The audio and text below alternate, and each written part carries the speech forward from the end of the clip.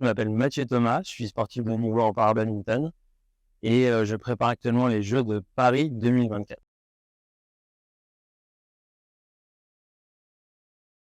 Mon parcours de sportif de niveau, il a commencé à l'âge de 30 ans parce que j'étais moi sportif jeune, mais pas de haut niveau.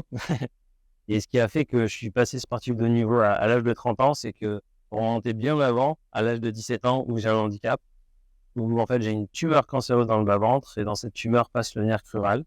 Et pour enlever cette tumeur, en fait, on est obligé de sectionner le nerf, ce qui va me laisser une paralysie de la cuisse. Et du coup, le sport de haut niveau arrive à l'âge de 30 ans, où je décide de me lancer le défi de faire les Jeux paralympiques.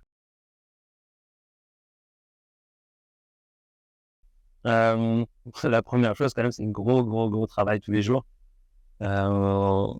Au final, les Jeux, ça se prépare pas à 108 jours. Ça se prépare, moi, je prépare les Jeux déjà depuis 8 ans. Au moment où j'ai décidé d'avoir ce rêve et de me lancer dans ce projet-là, ça a commencé au fur et à mesure à intensifier les entraînements, que ce soit au niveau badminton, au niveau physique, au niveau prépa mentale. La partie physique est hyper importante, être prêt physiquement pour l'échéance et même en amont pour éviter de se blesser. Donc ça, c'est la prépa physique. Après, il reste badminton, pur et dur, la discipline.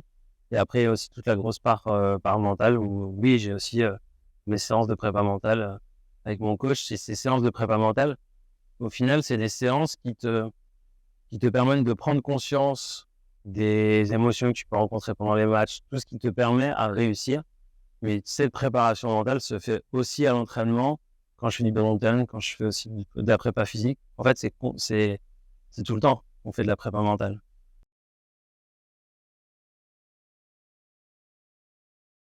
Et j'ai deux choses à transmettre. La première chose, c'est que moi, à leur âge, ou un peu plus jeune même, l'image que moi j'avais du handicap, je la voyais de façon très lourde. Je voyais une personne en fauteuil, je voyais une personne, en tout cas, qui était atteinte physiquement et que ça se voyait. Et quand j'ai eu cet handicap, moi, j'ai tout fait pour le cacher, j'ai tout fait pour le rendre invisible. Et je ne me rendais pas compte qu'à 80%, le handicap, il est invisible. Donc ça, déjà, c'est une première chose qui est importante à transmettre, c'est qu'aujourd'hui, tout ce qu'on imagine du handicap, c'est vraiment la partie immergée de l'iceberg, parce que les 80%, on ne les voit vraiment pas. Et la deuxième chose que j'ai envie vraiment de transmettre aussi, c'est qu'aujourd'hui, j'appelle ça le handicap, mais moi, j'appelle ça plutôt une singularité. On a tous cette singularité. Voilà, je l'ai compris à 30 ans. Le sport m'a permis d'accepter le handicap, mais et qui m'a aussi permis de libérer ma singularité. Et ce que j'ai compris surtout, c'est que quand on met sa singularité au centre de ses projets et qu'on ajoute beaucoup de travail et d'amour, on peut que réussir.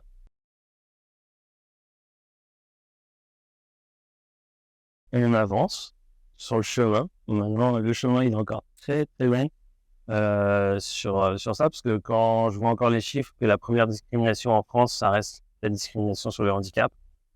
Je pense qu'on a encore beaucoup de travail à faire sur l'inclusion et qu'au final, c'est un travail de tous les jours. C'est aussi un travail de sensibilisation, de tolérance, de bienveillance et de comprendre aussi que le handicap, c'est pas une fin en soi.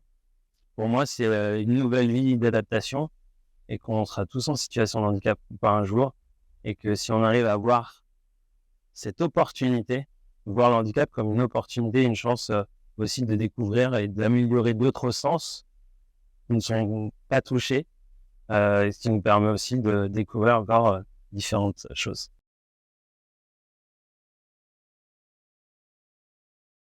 Voilà, la première chose déjà, c'est qu'on est tous maîtres de son chemin de vie. Encore une fois, on est tous libres. Alors, en tout cas, garder cette liberté, son esprit critique, sa curiosité, tout ça nous emmène sur notre chemin. Et ce que j'ai envie de dire, surtout, c'est qu'on va être face à beaucoup de difficultés, ça c'est certain, de complexité aussi. Notre monde devient de plus en plus complexe. Nous devenons de plus en plus complexes par l'apprentissage, par la multiplicité de choses. À nous de s'en servir comme des opportunités. Et ce que j'ai envie de dire, voilà, c'est qu'on est vraiment maître de tout ça et qu'on peut vraiment agir de façon individuelle, changer, je pense quand même le monde, mais à son échelle. Ou comme je dis souvent, c'est moi j'ai fait ma part, après à chacun de faire sa part aussi.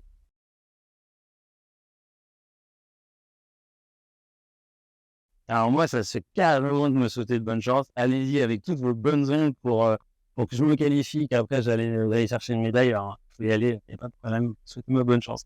Voilà.